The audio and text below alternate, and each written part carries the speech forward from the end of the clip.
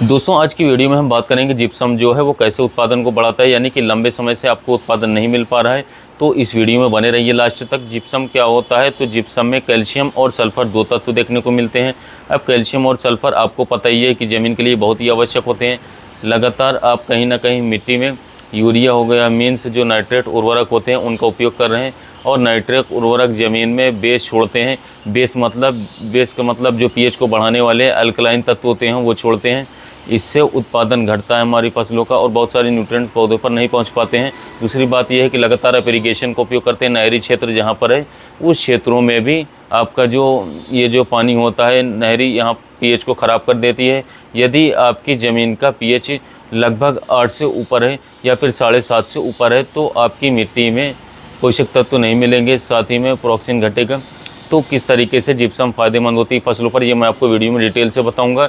और अभी गर्मियों में सबसे बेस्ट समय है कि आप जिप्सम का उपयोग करें तो आपको फ़ायदे देखने को मिलेंगे। जिप्सम में दो तत्व होते हैं, एक होता है कैल्शियम, एक होता है सल्फर।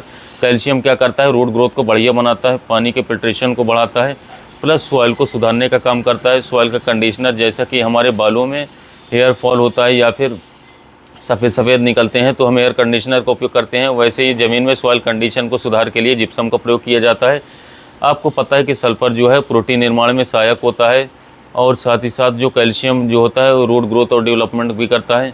ज़मीन में जितने ज़्यादा कैल्शियम होंगे उतने ज़्यादा जो सोडियम साल्ट होता है, सोडियम साल्ट का मतलब आप समझते हैं कि ये सोडियम साल्ट जितना होगा ज़मीन का उत्पादन उतना कम होगा, और जितनी ज़्यादा पोषक तत्व देंगे वह फिक्स हो जाएंगे, वो पौधे को नहीं मिलेंगे। तो एक तो हो गया कैल्शियम और दूसरा हो गया सल्फ़र। यह होने की वजह से जिप्सम का उपयोग ज़्यादा से ज़्यादा खेती में किया जाता है। दूसरी बात यह है कि यदि आपकी मिट्टी का पीएच ज़्यादा हो चुका है, आपको ये पता नहीं है कि भाई ये मेरी मिट्टी हार्ड हो रही है, या फिर आपकी मिट्टी ज़्यादा देसी उर्वरक की वजह से हार्ड हो रही है और आपका पीएच ज़्यादा बढ़ता चला जा रहा है, तो इस कंडीशन में भी फास्फोरस जैसे तत्व पौधे को नहीं मिल पाते अच्छी तरीके से, नाइट्रोजन जैसे तत्व नहीं मिल पाते, कई माइक्रोन्यूट्रिएंट्स पौधे को नहीं पहुंच पाते अच्छी तरीके से, क्योंकि माइक्रोन्यूट्रिएंट्स जो है पीएच पर पौधे को मिलते हैं। तो इन सारी चीज़ों के लिए जिप्सम आवश्यक होता है। जिप्सम आपने कई नामों से सुना होगा, इसको किसान साथियों आपने देखा होगा, इसके इस शब्द को सुना होगा कि किसान साथियों जिप्सम किन किन फसलों में दिया जा सकता है। इसकी बात करें तो फसलों में जैसे कि ग्राउंड नट में आप देख सकते हैं, शुगर केन में दे सकते हैं, गेहूं में दे सकते हैं, धान में दे सकते हैं।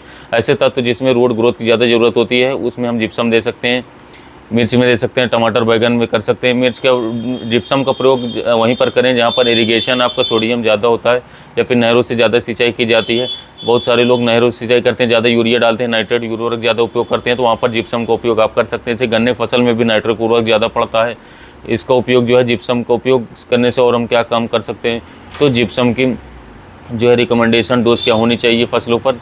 जिप्सम की जो रिकमेंडेशन डोज होती है वह आप एक टेयर में, मैंने पढ़ रखा था कि 1 टन से 2 टन पड़ता है। मतलब 1 टन से 2 टन का क्या मतलब होता है, मतलब किसान साथियों 20 क्विंटल के आसपास, मतलब 10 से 20 क्विंटल प्रति हेक्टेयर आप इसका उपयोग कर सकते हो। इसका उपयोग कैसे करने जाना चाहिए बात करें तो कैल्शियम और सल्फर, देखिए आपको होगा कि हम स्प्रे में भी देते हैं और ड्रिप में भी तो देते हैं, तो इसकी क्या ज़रूरत, बिल्कुल सही है। लेकिन कैल्शियम और सल्फर की कम मात्रा वहाँ पर मिलती है जब आप स्प्रे करते हैं, वाटर सॉल्युबल के रूप में देते हो। इसलिए कैल्शियम और सल्फर को जब भी आप बेसल डोज में देंगे वो बेस्ट रिजल्ट मिलेगा आपको। तो जिप्सम में सबसे बेस्ट किसान साथियों स्रोत है कैल्शियम और सल्फर का, और ये होता है आपका बेसल देने से रिजल्ट अच्छा मिलता है। तो बेसल में जब हम कर देंगे, जब हम खेत की तैयारी कर रहे हैं उस समय पर इसे आप बेसल में इसको दे दीजिए जिप्सम को। तो जिप्सम वही मटेरियल ले लीजिए जो आपका 50 किलो की पैकिंग में होता है, और 50 किलो वाला पैकिंग का जो मटेरियल होगा वो लगभग आपको, अगर आप इसको बाज़ार पर जाएंगे तो आपको फॉस्फेट जिप्सम नाम से मिल जाएगा आपको आसानी से। वो लगभग 1200 रुपये में आपको आसानी से मिल जाएगा। टन की कॉस्ट मैंने अगर देखी थी, आप एक बार चेक कर लीजिएगा, तो इतने में आपको वह आसानी से मिल जाएगा जिप्सम। तो जिप्सम का उपयोग आप ज़्यादा से ज़्यादा करिए अपनी फसलों पर, क्योंकि इसके 3-4 फ़ायदे मैं आपको गिना देता हूँ। सबसे पहले रूट डेवलपमेंट हो गया, दूसरा हो गया फॉस्फोरस की अवेलेबिलिटी बढ़ाएगा, माइक्रोन्यूट्रिएंट्स की अवेलेबिलिटी बढ़ाएगा, ठीक है। इसके बाद आपकी सॉइल प्रोफाइल यानी कि सॉइल की अच्छी कंडीशन करेगा, सॉइल में माइक्रो ऑर्गेनिज्म की अच्छी ग्रोथ करवाएगा, माइक्रोन्यूट्रिएंट्स की 6.40 का पीएच होता है। इसके अलावा रूट ग्रोथ के लिए बेस्ट है, पौधे के पेनिट्रेशन के लिए, जड़ों के विकास के लिए सबसे बेस्ट होता है जिप्सम। इसके अलावा इसकी सॉइल की कंडीशन को बेस्ट करेगा। जब आपकी सॉइल अच्छी हो जाएगी, जब आपकी मृदा अच्छी हो जाएगी, तो डेफिनेटली जो है आपको कम खर्च करना पड़ेगा अपनी फसलों पर। जो भी आप ऊपर से ज़्यादा खाद उर्वरक दे रहे हैं वो और ज़्यादा आप जो है दूसरे न्यूट्रिएंट्स आपको देने पड़ रहे हैं, एकदम फिक्स हो जाते हैं, पौधे को मिल नहीं पाते हैं और हम कहते हैं कि पौधे को नहीं मिल रहे हैं, बिल्कुल भी काम नहीं कर रहे हैं, तो इस कंडीशन में भी आपका जो जिप्सम होता है वो फ़ायदेमंद होता है। तो जिप्सम को एक बहुत ही मृदा सुधारक के रूप में कहा जाता है, काफ़ी ज़्यादा फसलों पर फ़ायदा देता है। इसके अलावा सॉइल कंडीशनर भी कहा जाता है। तो आपके पास बहुत ही कम समय है, जिप्सम आप डाल लीजिए। जिप्सम आपको यदि नहीं मिल रहा है, मान लीजिए आपको जिप्सम नहीं मिल रहा है, अगर नहीं मिल पा रहा है तो किसान साथियों आप जो है जिप्सम की जगह मैं आने वाली वीडियो में एक उसकी जगह पर एक दूसरा विकल्प बताऊंगा, उसको आप उपयोग करके काफ़ी बेस्ट रिजल्ट ले सकते हैं। दूसरा है कि किसान साथियों जिप्सम की बात करें तो यदि आप अपने गन्ने की फसल में, जो कि अब तो इस समय पर तो लगभग 80 से 90 दिन हो चुके, पर आपने यदि बुआई के समय पर जिप्सम का उपयोग करा होता बेसल डोज में, तो बहुत ही बेस्ट रिजल्ट आपको देखने को मिलता है किसान साथियों, क्योंकि इससे कैल्शियम और सल्फर की बहुत ही सस्ते में पूर्ति हो जाती है और काफ़ी लंबे समय तक कैल्शियम और सल्फर की किसान साथियों मिट्टी से कम नहीं होती उपलब्धता है।